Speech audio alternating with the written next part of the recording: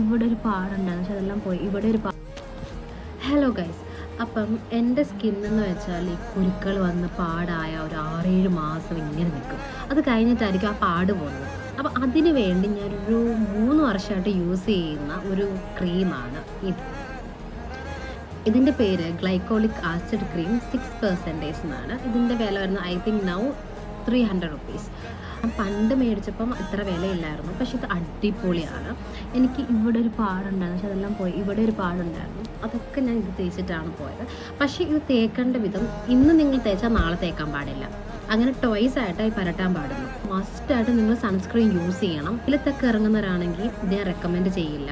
ഇതിൻ്റെ കുറച്ച് എമൗണ്ട് മാത്രം ജസ്റ്റ് ഒരു 3 മിനിറ്റ് എവിടെയൊക്കെയാണ് നിങ്ങൾക്ക് പാടുള്ള അവിടെ മാത്രം പരട്ടി കൊടുക്കുക. എന്നിട്ട് മോയ്സ്ചറൈസർ മസ്റ്റായിട്ടും യൂസ് ചെയ്യാം. അപ്പോൾ ഇത് നിങ്ങൾ ഒരു മാസം കണ്ടിന്യൂസ് ആയിട്ട് ഇങ്ങനെ ഒന്ന് ചെയ്ത് നോക്കുക, ടോയ്സ് ആയിട്ട് നിങ്ങൾക്ക് നല്ല റിസൾട്ട് കിട്ടും.